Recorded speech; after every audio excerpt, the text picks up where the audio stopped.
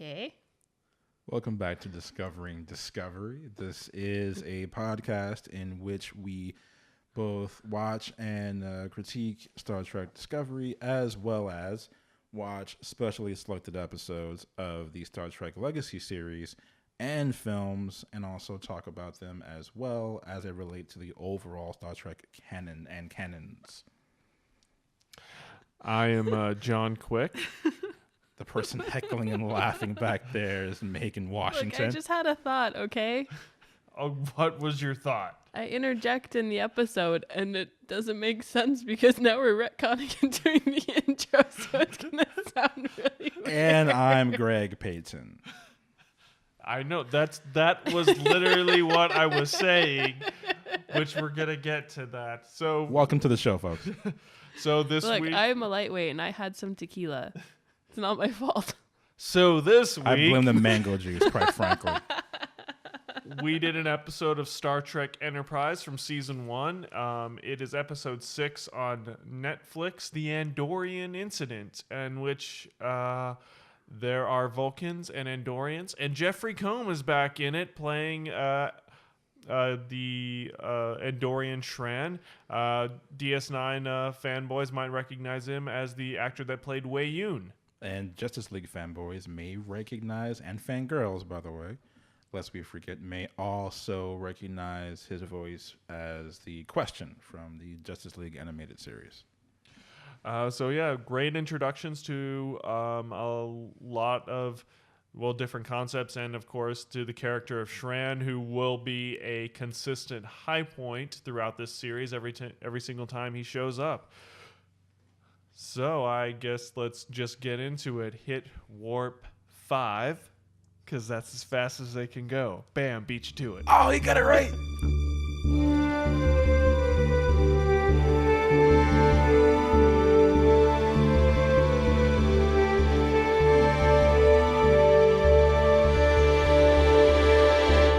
Welcome back to Discovering Discovery Special Edition. This week we are watching Star Trek Enterprise, Episode 6 on Netflix, The Andorian Incident. And well, this was an interesting one, mostly because we get some more kind of information on the Andorians, which is creatures from the original series that apparently they never really expanded upon. I know they never really touched on them almost at all in like either DS9 or TNG or even Voyager. Like we saw a lot of Bolians and other such races, which is the other blue-skinned race, but never really the Andorians, which I kind of figured out why is because they have those like little, antennae on top of their head, which then you have to like animate somehow. Yeah. So I could see that being really annoying. And if you don't have an animatronic budget, then Yeah, that's just not happening. they're just two sticks up in the air. Yeah, pretty much. But yeah, basic breakdown of this episode. Archer and Trip are checking out some Vulcan star charts. They happen to notice they're going to be going by this Vulcan world that Were has we a supposed monster. to like introduce ourselves? Did we skip that? No, but we don't. We do that on the intro. Do we? Yes. Oh. Were you sitting there for like the past minute and a half wondering? Okay. All right, fine. Okay. Look, you're just getting right into this, and I feel like you're skimming over some important details. Not so much the intro, but I was more so thinking that maybe we should talk about the fact that this is the first episode of Enterprise that we've watched. Maybe talk about Enterprise for a minute. Do you want to Maybe talk? just pretend like we haven't been watching the show the whole time. And also the fact that you're not alone. Yeah. Yeah, John Quick. Well, I thought we would just get right into it. No. All right. Well, fine. What do you want to tell us about Enterprise, Megan? Well, Enterprise only ran for 3 seasons, I believe. Oh, that was 5. No, it was only 3. Really? 4 seasons, actually. I think it's 4 seasons. Let's find out. Yeah. Let me check the fucking. Was it 4? It was 4 seasons. Damn. It's a very short running series. That is a short run. Damn, It that's not came cool. on at the death of the UPN. Essentially, like they were the last show standing. This was the most recent Star Trek show until Discovery came out. A lot of people consider it to have put like a nail in the casket of Star Trek until the movies started happening, or until the movies continued happening. Well, I can kind of understand, like, this show was made almost a decade too late. Like, it was made in the mid 2000s, but it felt like such a 90s show. Yeah, like a mid to late 90s show. Yeah, I for mean, sure. it was. I mean, according to the IMDb, it was at the dawn of the new millennium. It was 2001, Yeah. and I was commenting earlier about there were so many new things about this show. One of which was the fact that it was shot on high def, and there were certain things they had to learn about what happens when you shoot high def.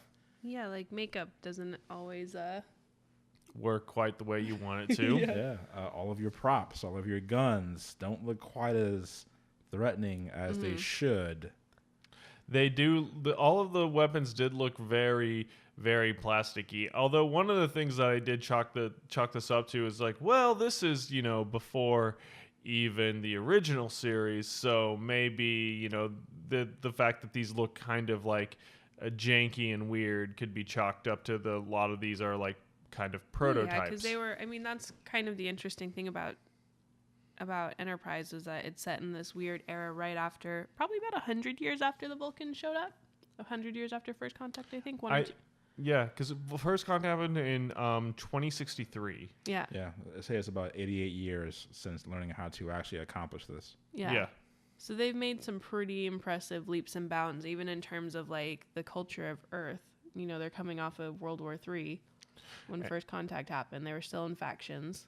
Yeah, but I think as they said in even the pilot episode, they've eliminated disease, hunger, and war in a century. Actually, under a century. Yeah. And so humanity is kind of riding high on all of the advances that it's made, and they've basically been able to do a lot of this with the help of the Vulcans. But Yeah, the Vulcans have been kind of guiding them, but they've also kind of been babysitting them. Yeah. Much to the chagrin of the humans, they think the Vulcans have been specifically holding them back, and the Vulcans have been withholding technology from the humans On until purpose. They've been withholding technology. They've been withholding, information. They've kind of been treating them like little kids almost. Yeah, which to be fair, humanity really was at this time. Yeah. Like, I think the Vulcans' attitude towards humanity at this point was basically that, you're not yet responsible enough, but you show great potential. But I think part of what it is that the Vulcans really want the humans to kind of become a whole other version of themselves, and that's just possibly not going to happen. Yeah. It is basically like we're looking at Earth in its teenage years, Yeah, essentially. and the Vulcans are very much the beleaguered parents. Yeah. That's a good way to put it. Humans, can you please clean your room? You guys stink. But I think Enterprise is great, though. Yeah. I think it's a great series. I think it's fascinating. Fascinating how? Well, I mean, kind of all the reasons we just said, right? You see a lot of the kind of infancy of the Federation of Starfleet, space travel, which is kind of this new, kind of like the original series. It's this new kind of pioneering thing. So you're It wasn't even called the Federation yet. It was just like Starfleet Command. Yeah. Mm-hmm. Yeah, Federation did not exist at all. It's not even until like the end of the series there's the Treaty of the Signing of the Coalition of Planets, Yeah. which was the predecessor to the Federation of Worlds. So it's kind of, it's fun. You have some great characters.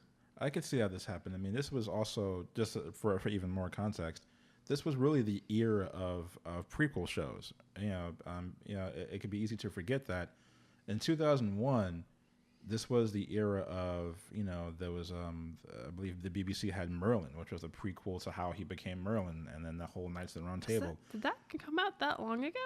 It was around the same time.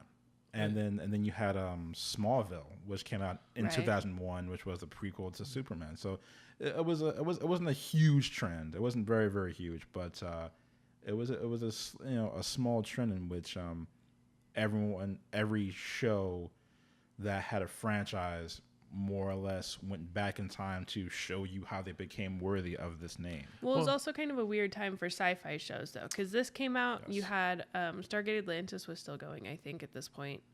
But then you also had Battlestar Galactica was going. Yeah. So very different sides of like... Well, no, I think this was like, because this was early to mid 2000s. Wait, was 2001. Oh yeah, no, Battlestar. Yeah, Battlestar did come out around this time. Crap. Yeah. No, well, yeah, 2003, 2004. There was somewhere around there. There was a lot of sci-fi shows that had come out around that time. I mean, this was also around the era when sci-fi had their Friday night block, where it was like 4 different shows. That's right. On Friday night, there was Farscape. That's right. Lex. Yeah. Which is just a weird bug nutty show. Yeah. Yeah. There was like Battlestar is 2004, so yeah, this was still going. Yeah. Yes. So I think this was around that moment when there hadn't been a Star Trek in a while because Voyager had ended. Yeah. And that had been the most recent Star Trek. So yeah, there was kind of that void in watching habits that people were trying to fill. Also, too, I think much of it was responsible. Ooh, Andromeda was going. Yeah, I think much of this had to do with no one wanted to deal with reality. I mean, 9/11 just happened in the U.S. So Firefly was also going at this time. Yeah, so domestically, people were looking for an escape, quite literally an escape. So domestically, you weren't really watching a lot of true to life, true crime shows outside of Law and Order, which is a staple, but. I think oftentimes when major tragedies happen, entertainment turns to science fiction because it's the whole idea of the escape and what could be. Yeah. And I think the idea to set this in the past before the original series, which is our future, but the series is past, which is a very, very crazy statement I just made. Actually might have been a decision on the part of everybody to potentially keep costs low, where it's just like, listen, it's a prequel. Things can be a lot more low tech. Well, yeah, I mean, this is episode 6. This is the first time they've used the transporter for people. Second time, I think. The first time, I think. Oh, they beamed Archer, didn't they? Yeah, like just because it was like an emergency thing, and he said, "Don't use it, don't use it." I'm like, "Well, we used it, motherfuckers, to save your life. Fuck you." But yeah, there's a lot of fun stuff like that. Like they had Captain Archer had a dog. He had Porthos, which they do a shout out to in Star Trek the movie. Yeah, because that's how Scotty got banned to his planet, because he accidentally. That's right. He accidentally rocked Porthos a little bit. That's right. But that point, Archer was what, an admiral by that point? So it's probably Porthos the Fourth or something like that. Mm-hmm. Yeah. So it's and then you had they just had created the Universal Translator a little bit ago. They were even talking in this episode their tactical officer, which they have. I was trying to think, because usually chief of security is basically the tactical officer, but they don't usually call him tactical officer. They call them chief of security in all the other shows. Yeah. Because the notion that the ships would be offensive in any way, shape, or form. Au contraire. Say what? The Enterprise D had a battle bridge. I guess that's true. They separate the saucer section, send the civvies out of the way, and then they go down to the battle bridge. It was an epic thing. It was just it was a big deal. It was a big deal. Like, you know how you have the sport drive on Discovery now? Basically, I think they only it was used even. It I think it's twice? Yeah. I think, but it was a huge deal. It took a good 2 minutes out of the entire show. Oh yeah, to separate the saucer. Yeah, everyone brace. We'll have to watch one of those episodes so you can see it. It's a very, very big deal. And yes, there's no sound in space, but we hear the fuck out of the separation. Oh, you hear everything. I actually had a model of the Enterprise when I was a kid. I had a toy, and you could separate the saucer section. It was a very big deal. Did you separate it equally as slow? Yes.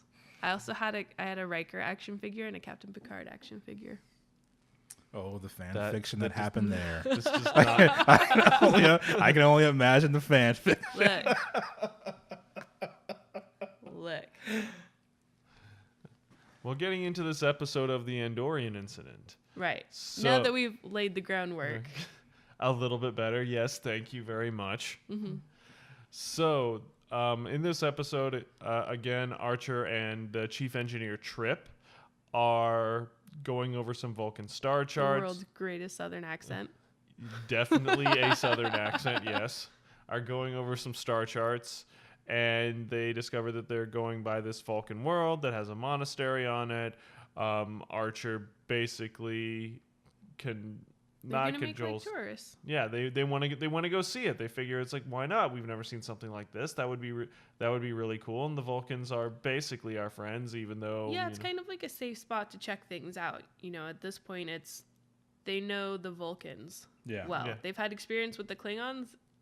Maybe not something they want to repeat too quickly, but the Vulcans are kind of like a safe. And they've of course encountered the Suliban, and they're already aware about the temporal Cold War. Yeah. And all that weirdness. Which is very weird. Yeah. It's very weird. But yeah, it's kind of like a safe spot. So you're kind of going to the episode. You're like, okay, this is going to be like a really kind of chill episode. They're going to see a Vulcan temple. It's going to be relaxed, quiet. It's almost a bottle episode. Yeah. Yeah. But, unbeknownst to them, but known to us, the audience, because this whole thing starts off with the Andorians kicking down the door to the temple. The 4 Andorians, led by Shran, played by Jeffrey Combs of Justice League Unlimited and, of course, Star Trek DS9 fame, and probably a bunch of other things. Seriously. Yeah. The man all the B horror and sci-fi in the very, world. Yeah, he has a very distinct voice. You know when you hear it. He is an actor that he's very enjoyable, but man, does he love to chew scenery. Mm-hmm. Like when he's on screen, he is just like gnawing away at everything. I mean, it's like you give him the right character and it's fantastic. Like as Wei Yun, he's amazing. As Shran, and you'll see Shran come back up several times in the series. You begin to really love Shran. Well, and every single time it shows up, you're like, oh my God, it's a Shran episode. Because because he knows, like, oh, you're gonna love me. You're gonna love me. Just wait for it. And so after Phlox manages to out Vulcan to Paul, which Phlox, by the way, one of the best characters in Enterprise. Phlox is what I think they were trying to go for with Neelix and Voyager. For people who don't know, he was kind of an exchange student almost. He's a Denobulan. Yeah, whatever. All right. He's giving me a look as I mispronounced. Look, he came to Earth to kind of as part of a cultural exchange. Well, basically to study human anatomy and medicine, and since they were going out into the stars where they might encounter all kinds of alien life, and he was literally the only person on Earth that had experience treating not humans. Yeah, he was uniquely qualified for the position. They ended up bringing him on board, so he's the ship's doctor, and he and much in keeping with the whole how there is a little bit more of an old-timey feel, he has a lot of more old-timey kinds of remedies for things. Yeah, we had that great gel episode when the they weren't able to run the bacteria filter yet, and so he had to create a gel for Trip and T'Pol to decontaminate themselves before coming back on the Enterprise. Yeah, which was basically an excuse to cover Jolie Blaylock in goo. Yeah, I mean it was. The setup was obviously there. I was like, bullshit. Look, there was a lot of tension between the two characters. So you guys need a reason to lather each other up in this KY-esque substance. Okay. They were the will they or won't they couple of the entire series. They were. They were.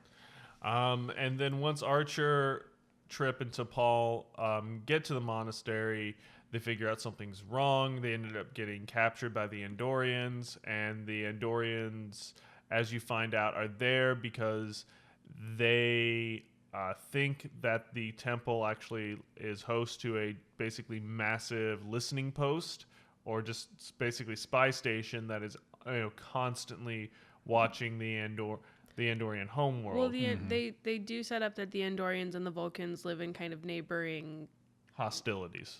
Galaxies. Worlds, you mean? Systems. Well, yeah, systems. They're yeah, right next to yeah. they're right next Yeah. to each other. And Andorians by nature are rather suspicious. And the Vulcans, as we prove time and time again in Enterprise as a series, aren't exactly the most trustworthy. I mean, they're not trustworthy, but they're also not really trustworthy. Yeah. They do a lot of things for the greater good, but don't necessarily feel the need to let everybody else in on it. Yeah. And- And use logic as a defense. Yeah. And have a a very self-righteous view of the greater good, Almost or self-serving, I should yeah, say. almost amoral actually. Vulcans are rather amoral. Well, yeah, and you do run into that, time and time again. Like, Sarek had a lot of issues with that when he went to be the ambassador to Earth. When he married a human, he ran into that a lot. Like, it's always very much been a thing with the Vulcans that we run into. We just get it a lot more in this series.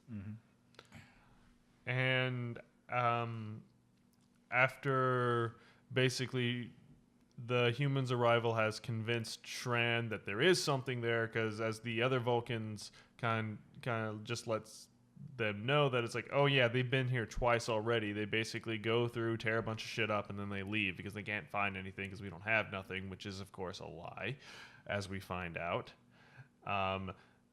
Throughout the episode, Archer and his team cook up basically a tactical assault. The world's worst tactical assault, by the way. Yeah. Nobody on the Enterprise crew knows how to fire a phase pistol, as they call them. They have really bad aim. Yeah.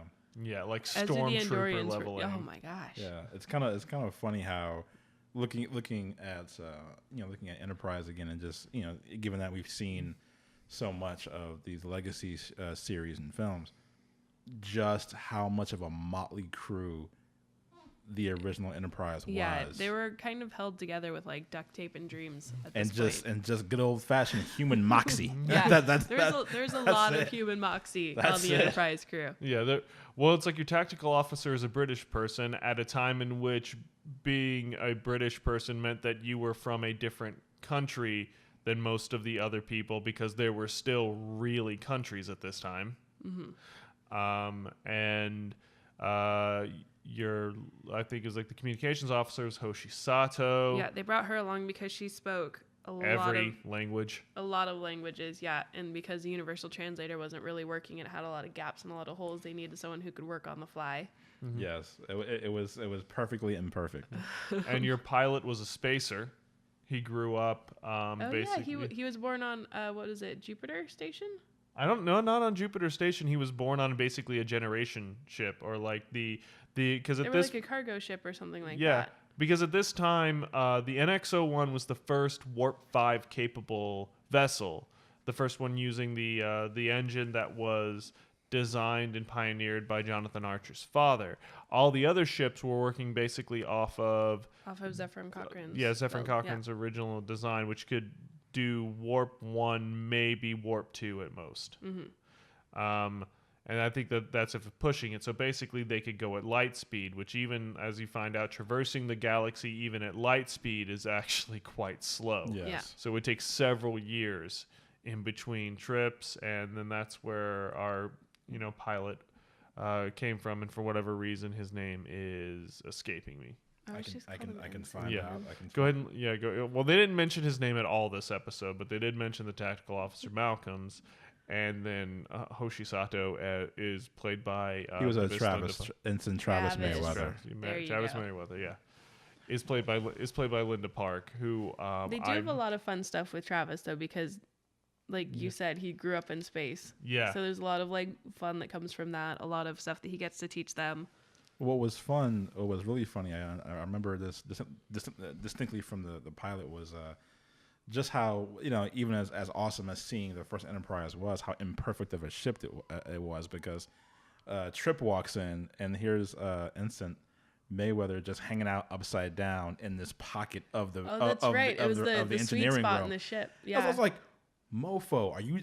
So you're telling me there's a pocket in this ship that has no gravity? What the hell? Let's fix this shit now. It's like, No, this is not funny. Yeah, because all of the old ships at that point had a sweet spot where the gravity didn't quite sync up right. Yeah. Yeah. That's like, what are you saying? Oh, the hull is the hull not plated correctly? All right. It's like, this is like building blocks. Are you telling me that something's out of sync? Well, yes. Let's fix this shit. What are you doing? Hanging upside down. We also talked about how his dad always kept it like, 2 degrees less than Earth normative on their ship. So it was like 0.8 Earth normative. So it was just a little bit lighter. Yeah. So like, as apparently as he said, so that people could actually like move faster. So Yes. Yeah, they must have hated being on Earth. It's like, fuck. It just felt like a slug. Yeah. So they do the tactical assault. The Vulcans are, for this series, their usual snooty selves. They Captain Archer gets beat up a lot in this series. Yeah. They go down to this like place where apparently they have all of these like, ancient super important relics to the Vulcans at this monastery, and of course they have a shootout. And then that's when Archer discovers this door. They open the door, and then bang, there it is. There is in fact a Vulcan, spy base there. And not just a base, like a fucking It's huge. 10-story mega satellite. It's just, you walk in, it's like, okay, you were hiding something this was huge. Yeah, and of course, I guess the Vulcans are working it, just kind of stop and look it around like, Yeah, they're just like, hey, and then they go back to what they're doing. They do not care. Like, sup. And at that point, Archer has to Paul scan it, use her image sensors to take a couple pictures. and then forces her to hand over that information to Shran. Yeah. Well, and I mean, he's not wrong either, because No. they do have a treaty with the Vulcans, and they were violating the treaty. Yep. So the methods might have been a bit backwards for everybody involved, but they definitely had a right to know. Yeah. Yeah, essentially, these, they were. It's so funny because the entire time, it's, oh, you humans, we have to watch out for you humans. You humans can't be trusted in space. You guys are too loud and too reckless and too noisy. And too smelly. And yeah. And then come to find out, you motherfuckers are shady. You too- Vulcans, you guys are too shady violent. as fuck. They talk a lot about that over and over again, about how humans are rash and violent and among other reckless. things. Yeah.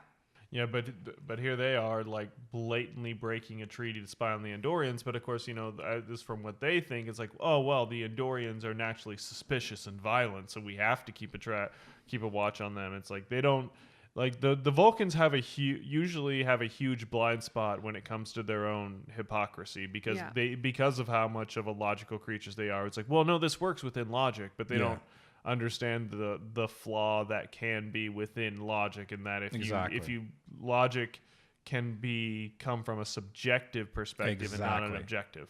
Yeah, and basically what they created was their own self-fulfilling prophecy, because by them saying, oh, well, they're very suspicious and violent, well, you're spying on them, you're monitoring them. I don't know of a species who would be okay with that and not paranoid and highly irritated to find out, why are you looking through my bathroom? Like this. Yeah, So I mean, they the create their line own there is problem. that you could literally see what everybody on Andorra and What every Andorian was having for breakfast. trying to think of the name of their planet. I keep thinking of Andorra? the country. Is it Andorra I think it's No, it's a Andorian. country. or Andor? I don't know. Andor? Andor. Probably Not. playing, I'm just Probably playing. not Endor. No. People in the comments, just write it in. Just write this. Feel free to troll us. It was It's a fine. Star Wars joke, Greg. It was a Star Wars joke. Oh, okay, Endor. Okay, all right. Yeah. Happened to be a forest moon, maybe. Ah, yes, that's no moon. Yeah. If there's one thing I did really like about Enterprise is like it how much it like expanded upon a lot of the species that we had already encountered for years within Star Trek. Because if you really think about it, throughout most of the series, with DS9, with TNG, and even with the original series, like the Vulcans are always kind of there, and you get some things about them, even with Spock. Yeah. But it's always about the new species that they encounter, not about the species that they've met. Which is which made sense because it was about exploration. Yes. The show and the Vulcans were just kind of taken for granted. But this was like the first time where it's just like, wait, we haven't actually explored the Vulcans. Yes. Yeah. And who they are and what Yep. they're really all about. And this show did a lot of that, and it explored the Tellarites and the Andorians and a lot of the species that just make up like the core of the Federation that just get kind of passed over because I guess like it doesn't make sense in story as to why the other Federation officers would be exploring them. Well, no, yeah, none of the other. It doesn't make sense for the Enterprise D to hang out in Vulcan for like a year. Yeah. But it makes sense for the Enterprise to hang out for a while. Exactly. I mean, it's a, honestly, I think Enterprise ended up being a very underappreciated show for what it did for the franchise. And unfortunately, it was like maybe it was like 2 episodes shy of syndication because it ended at 98 episodes. So it's like, wait, so who screwed them over from getting 100? Like why couldn't this show end on like a 2-hour movie? Like, who fucked that up? It did get a lot of. I mean, it sucked because nobody really had the channel that it was on. It was on kind of an obscure station. Yeah, UPN never got the broadcast, the carrier reach that it should have. Yeah, it didn't get syndication. It came on at a weird time. That kept changing, by the way. That kept changing.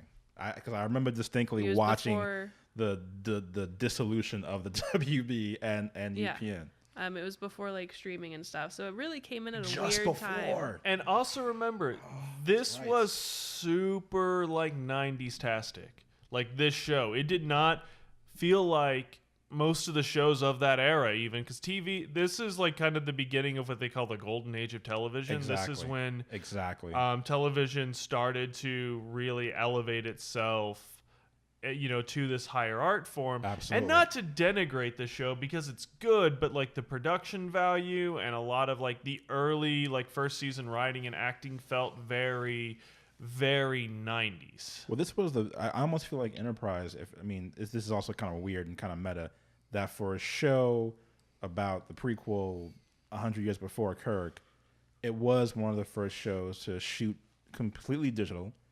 It had to learn all of the hard lessons of what happens when you shoot high definition. It had to basically exist, like you said, on the cusp before this explosion of Netflix, Hulu, and what have you, and it kind of sits in this almost in this nebulous zone of hanging on to the vestiges of the older way of directing, older way of writing, older way of shooting, and different techniques, and then have to break with that later on. I mean, then again, let's also say like around this time there was also like CSI and NCIS and a bunch of shows that kept going hard and strong in that old school television approach. Well into the 2000s, like well into like 2015, 2016, we still had CSI. I think SVU has been going for like 20 years. SVU is gonna make a record. They're gonna break. What's the show that was? It was like not Tombstone, Brimstone. It was like some like Wagon Train. No, there was a 1-hour drama that has the longest record for being the longest 1-hour drama in America, and I think they're gonna break the record next season or something, or maybe this season. Someone in the comments comment that I know the name of the show, I just can't think of it right now. But it was a Western, wasn't it? It was a Western, yeah. It wasn't Rawhide, was it? No, it wasn't Rawhide. Okay. Yeah, but anyway, yes, those shows, even that show had to change with the golden age of television.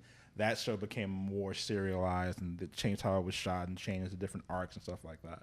Yeah, because I mean, it was around this time that, like, again, you had those like shows that were doing that, but then you also had other shows like Criminal Minds was starting to come up, like more serialized approach to television, and of course Lost began not too long after this. Blew everything the fuck up for network TV. Bonanza. No, even though older than Bonanza. Gunsmoke. That's what it is. Gunsmoke. Yeah. I think this season it actually may beat Gunsmoke for the longest running American drama. Gunsmoke went for 20 years. Yeah, I think SVU is on its like 20th season. Yeah. To digress. Anyway. But yeah, but about there should be a Star Trek. There really should be a Star Trek SVU or something. But yeah. Oh, that'd be terrible. That'd be amazing.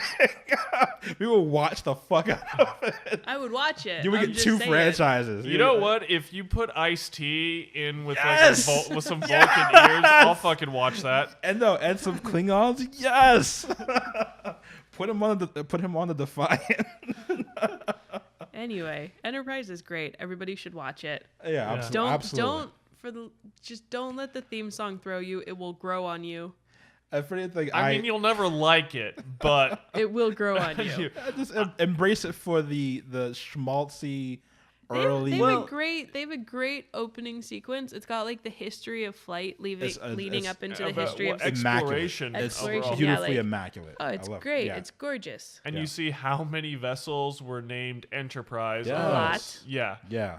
And which of course, like basically every single ship or anything that was Like that the was first named of Enterprise, anything, basically. that was named Enterprise after the 1960s. I'm pretty sure is referencing the USS Enterprise, like the space shuttle called Enterprise. Yes. Like they could say it's like, oh, it's a reference back to this classic ship. Screw you, you're NASA, you're all nerds. We know. We know.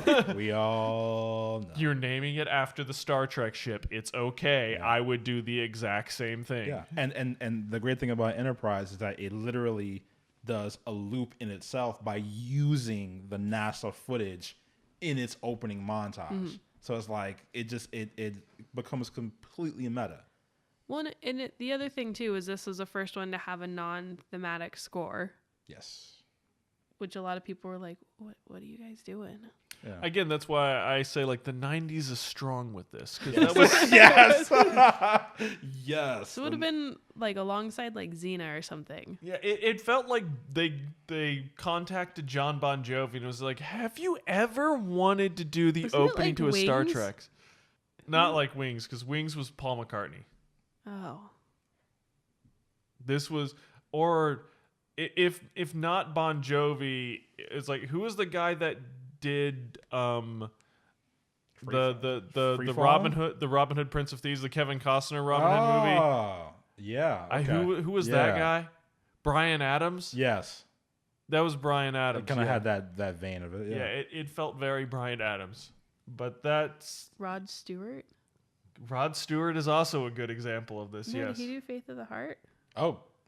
Rod Stewart did Faith of the Heart. Oh shit. Was that? Rod? What's I that? mean, there is a version of Faith of the Heart by Rod Stewart. I'm just checking. Okay. Wow. Figure that nonsense out. But yeah, so I would say that Enterprise for its first 2 seasons is kind of rough Yeah. goings. Yeah, it's Rod Stewart. That was Rod Stewart? No, Russell Watson does the Enterprise version. Okay. Okay.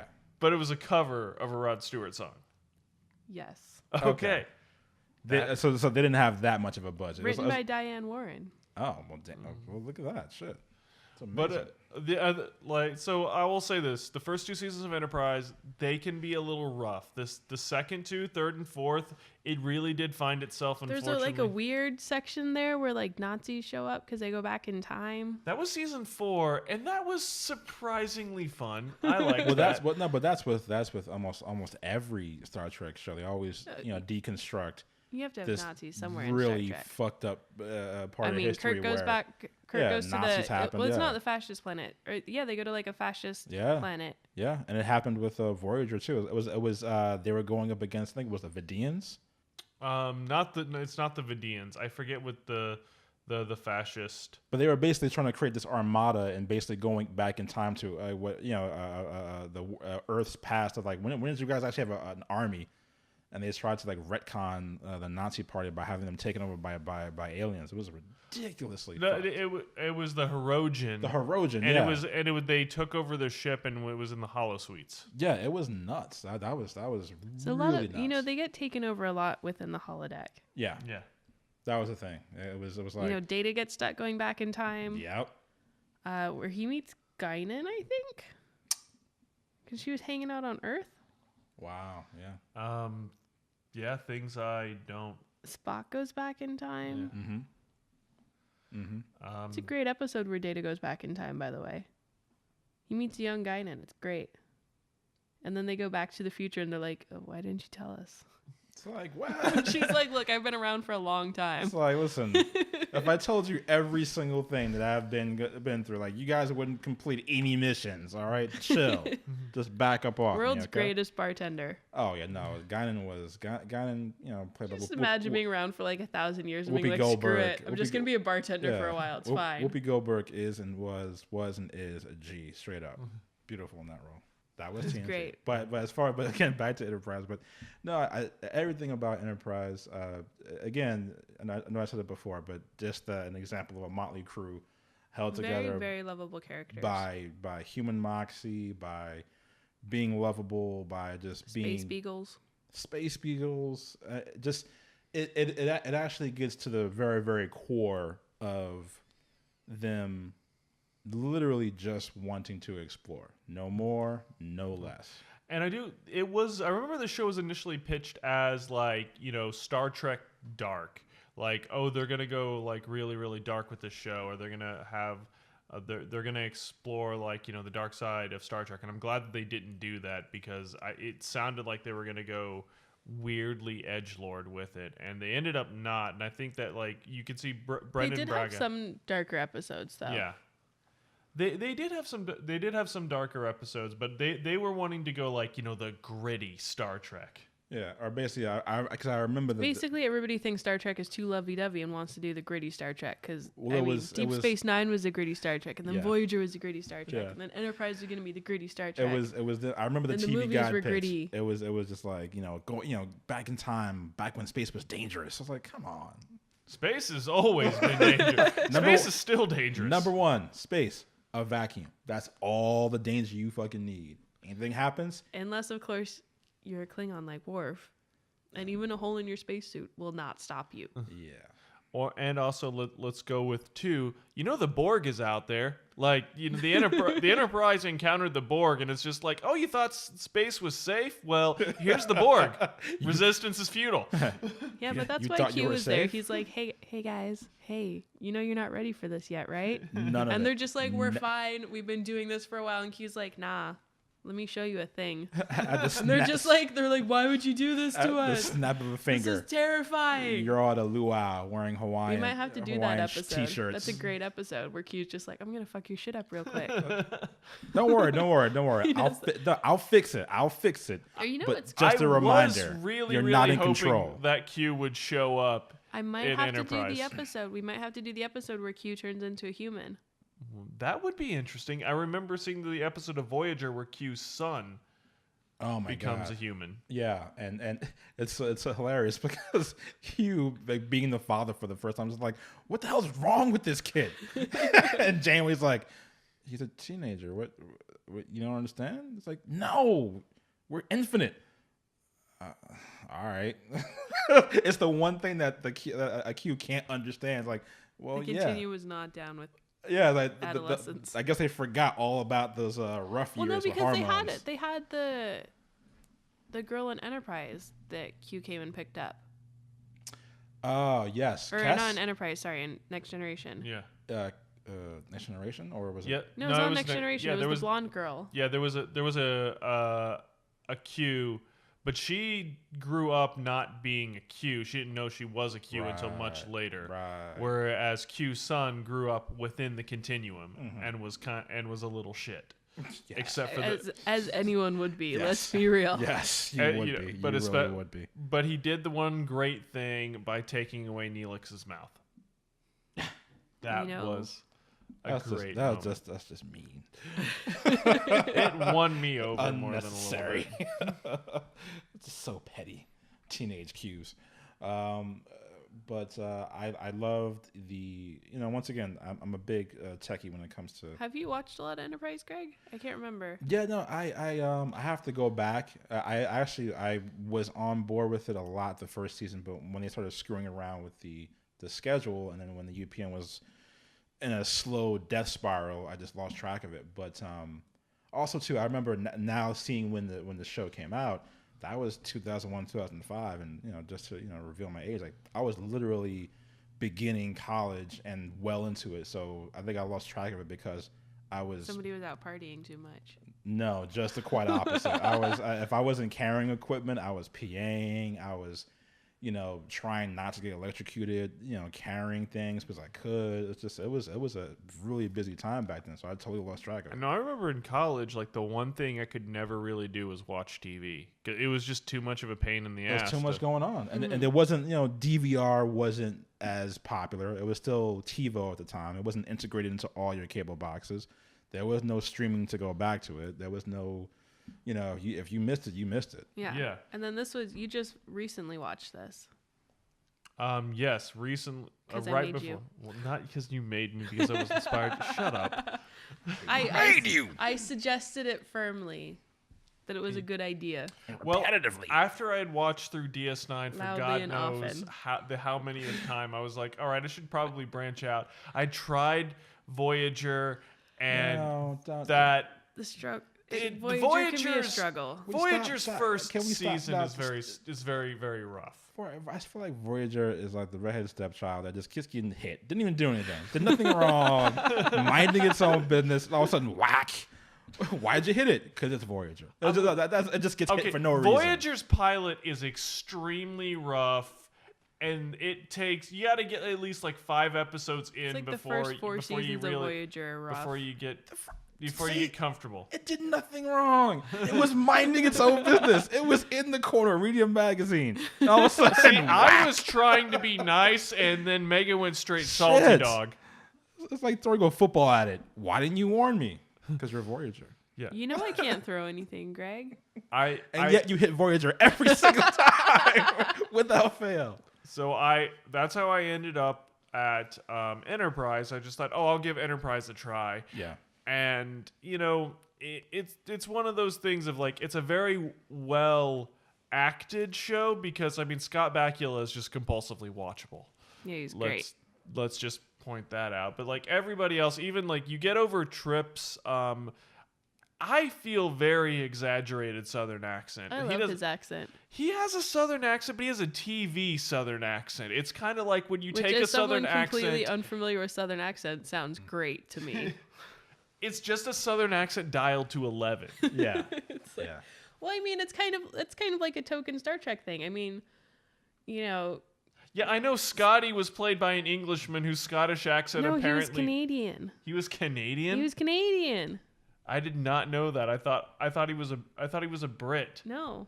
Because I know that oh god. He was from like Ontario or something.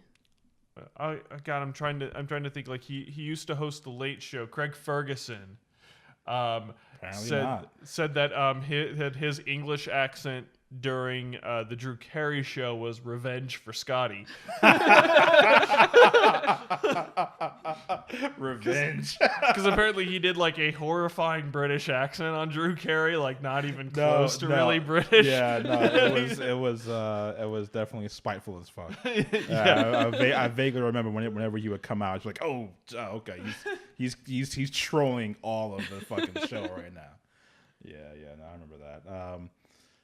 Honestly, they could bring this show back, Enterprise, today, like they're reviving, all these shows, Will and Grace and stuff like that, Roseanne, and just pick up where they left off, not skip a beat. And I think even though it was 2001 to 2005, I mean, we're talking, almost 15 years later.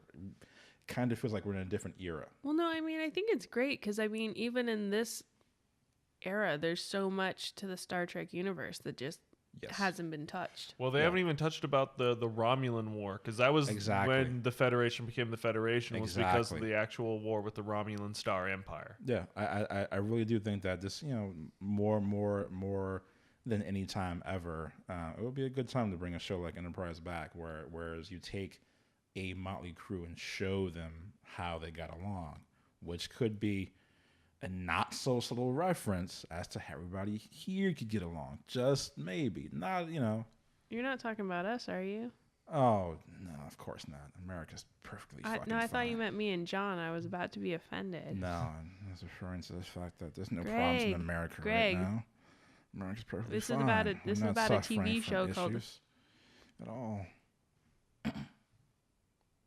So anyway... You'll notice that their jumpsuits were all clearly distinguishable in terms of rank and which part of the ship they worked on. Command had gold, okay? Listen, Security had red. Before they flipped them. Listen, I know that we've clearly established how that the suits in Discovery make no goddamn sense. I didn't once bring it up. I was just mentioning that their jumpsuits You were... very passive-aggressively mentioned it. I thought they were great jumpsuits. It was a nod to the the present astronaut suits. Megan I've gone just forward Megan in just, time. yeah. I've lost myself. What Megan did was just pull a wet willy. It's like, I'm not doing anything. I'm not doing anything. So overall, I'm what not is touching you. Exactly. what is everyone's thoughts on both this episode in relation to what does it tell people about the series Enterprise? I mean, I really think it says to be prepared for the fact that whatever you thought you knew about the Vulcans, be prepared to learn more. And a lot of it is not going to make you happy. And it also really reveals just all of the mistakes that are going to be made by one of the first fledgling starships led by a bunch of humans. I think, this episode, in terms of representing Enterprise as a series, you get a lot of really great character stuff. You get to see just about all of the characters. You get to see a little bit of, everybody's personality. Mm-hmm.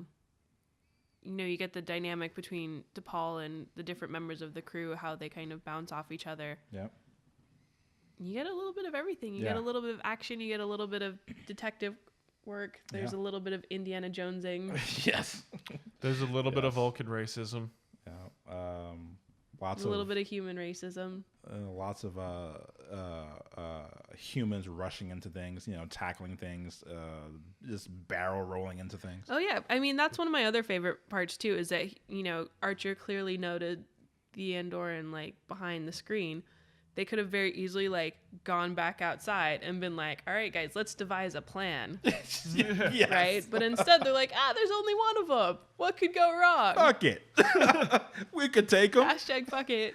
Like some fucking bro shit. Yeah. Let's just tackle them, take them down. Yeah, sure. But, they very easily could have gone a completely different yes. direction, and They then really we never could've. would have known about the installation Well, below then the we- temple. Yeah, well, then we go up to the Enterprise, and Malcolm is just like, well, why didn't we scan the surface of the world first? We would have found this, because they found the Andorian ship, and they were just like, well, we didn't think that we needed to do that. It was a Vulcan world. Well, this should be standard procedure. Yeah, there's a lot of stuff. It's like, Seriously. when was the last time we heard from him? I don't know, a while ago. Maybe we What should- do you want him to do? Check in every 10 minutes? He's like, well, maybe that should be standard procedure too. Yeah. And there's just all these little things that they're kind of blindly running around going, oh, maybe that was a great idea. Yeah. I think it's the first episode when they go down to a planet in the shuttlecraft. Archer opens the door and he steps outside and she's like, you're not going to check the air? And he's like, seems like air. It's really So fun. there's a lot of Yeah. there's a lot of the kind of ham-fisted, just like, yeah, sure, Yeah. it'll work out. Of them almost dying. It's like you realize Just you could like, this could have breathed gone in so acid, badly. right? This could have gone so badly Yeah. so many times. Yeah. And so you do get a lot of fun stuff like that, which is one of the things that I do love about Enterprise. You're just like, all right, just don't worry about it. Just go with it. It's fine. I mean, at this point, if you were to take Archer and throw him into, say, Look, Scott Bakula was in Quantum Leap for how many years? He's fine with jumping into situations. Oh yeah, no, completely. Completely. I'm just saying Throw it that would man be anywhere and he will hilarious survive. if you were to jump Archer in the middle of the Dominion War, for example, and him just literally running so roughshod that even Cisco and Worf are like, "Fuck, man, what are you doing?" You gotta think this through. Like, think, bitch, I got a ship that's fast as fuck. He's like, yo, you guys go warp 5? They're like, we go warp 9. He's like, oh my God. So like, imagine him like driving like a Ferrari, like getting Yeah, basically. Like, remember the version of the Enterprise that you could fly by joystick? Like, give me that. It's Just like the captain's yacht. Yeah. The Enterprise E, I think, Yeah, had a it's- captain's yacht. It's It was like literally him just like flying it around with like one joystick. Picard had his own little cruiser that you Oh could my pop God. out, Oh man. take for a little joyride. At that point, you have to wonder, do you have too much now for Look, the ship? Do you have It's the a ship little of the too line, much? okay? It's the flagship. Yeah, I mean, It's got everything. it clear. I mean, at that point, it's like we got guns, check. We got teleporters, check. We got hologram, check. What do we need? I have a yacht. Fucking give him a yacht. Captain Shuttle. I like overall this episode does do really well in that you see how all the characters really do interact with one another. You Yes. see kind of the newness to humanity at all of it, and helps like really, really set the stage. And then you get to see, the like more, naivety of them kind of blustering around into everything, being like, yeah, sure. Just bumbling into everything. But you also see that humans are going to play one hell of a role within these interstellar politics, because they just stuck their nose right into the Vulcan-Andorian conflict. And had they not come around, the Andorians would have shown up again. And left again. And the thing, too, is that everybody would have believed the Vulcans on that one, because the Andorians were known to just be, kind of sketchy. So we'll just take the Vulcans' word for it. Because why wouldn't we? Exactly. But I don't. You encounter other species later that are all just like, oh god, the Vulcans. All right. Like they don't have anything in particular. Which might, it's another interesting thing about why maybe they wanted to keep Earth off on its own for a while. Yeah. Like build up, we'll have somebody that likes us. I need a friend, guys. They're like, look, guys, we just need someone to hang out with us. Oh my god! See that really does turn the show on its side a little bit, because if you think about it, it wasn't that the Vulcans were waiting for these lowly humans to evolve to warp speed. They're like, if they don't need us anymore, they'll leave us just like everybody else. Yeah, it's just like Vulcans were like, no one likes us, and we need friends. We're not gonna admit to this, so we're just gonna like, hey, you guys got warp drive yet? It is really cool though that the humans and the Vulcans do stay close. Yeah, they kind of need each other. I mean, essentially. I mean, even up as far as we are right now, the Vulcans and the humans are, Earth and Vulcan are still really close. Yes. I mean, that is like the number one alliance that you don't ever see that breaking within anything that is Star Trek related. Mm-hmm. Yeah, the Vulcans are always going to have Earth's back. Earth is always going to have Vulcans back to some degree. Yeah. Yeah, it's great. So I guess that wraps us up for this week. Next week, Greg, it is your choice. Sweet child of mine. Okay, cool. I'm guessing we're going to be watching some Deep Space Nine.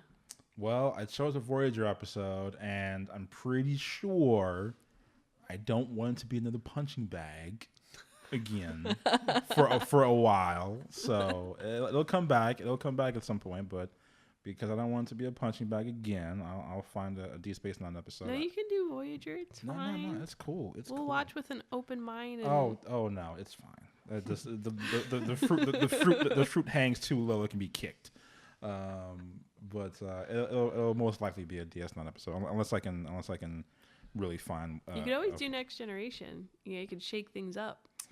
I trust you for that, for Next Generation. I know, because you know every episode by heart, and far be it for me to pick one that is. I might pick the episode that has a character I named my cat after. Thank you for projecting that. Okay. And I'd almost say, I'd almost open this up. I just watched the first season of The Orville, and I will say that we could honestly open this up to The Orville as well, because that is basically just a reskin Star Trek: The Next Generation, as written by Seth MacFarlane. We might do another bonus episode. Yeah. Don't be surprised if somehow, some way, through some crazy contract, they break into like the fourth dimension, and all of a sudden it's like, boom, Star Trek world. There has been weirder things that have happened on that show. True. But on those lines, I guess that wraps us up for this week.